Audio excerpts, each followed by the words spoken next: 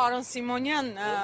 դեռևս Գյումրի ընտրությունների ժամանակ Գյումրին ցույց տվեց, որ ինքն իսկապես ընդդիմադիր քաղաք է, այս անգամ ինչպես է լինելու եւ շատ են խոսում, որ նույն Գյումրիի սցենարով է հնարավոր հաղթել այս իշխանությունների։ Շատ ճիշտ եք նկատել, իշխանությունները 2025 թվականին ջախջախիչ պարտություն կրեցին Գյումրիում եւ ընդդիմադիր բոլոր ուժերը միավորվելով իշխանազրկեցին քաղաքացիական պայմանագրին։ Եվ դա նաև պետք է վարակիչ լինի բոլոր մարզերի համար եւ բոլոր ընդդիմադիր ուժերին, որ հաղթանակից հետո կարողանան իրենց հաղթանակը պահեն, ֆիքսեն եւ առաջ տանեն։ Այլապես մենք շատ մեծ վնասներ կունենանք ապագայում գործող իշխանության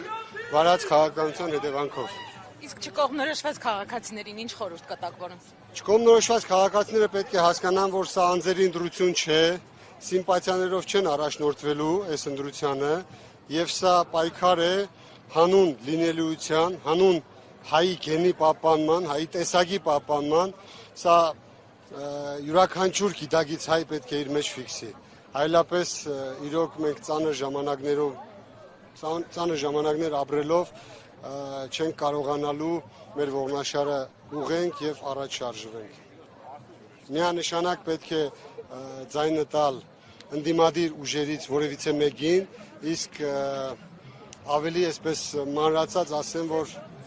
համար 17-ին Հայաստան դաշինքին, որովհետև եւ թիմն է լավը,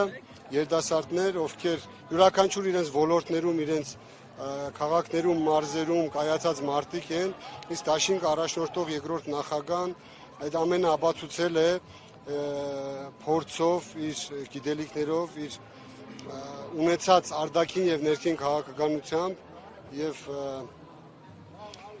փաստերով, որոնք արձանագրված են մեր 2098-ից 2008 թվականների նախագահության տարիներին օրոք։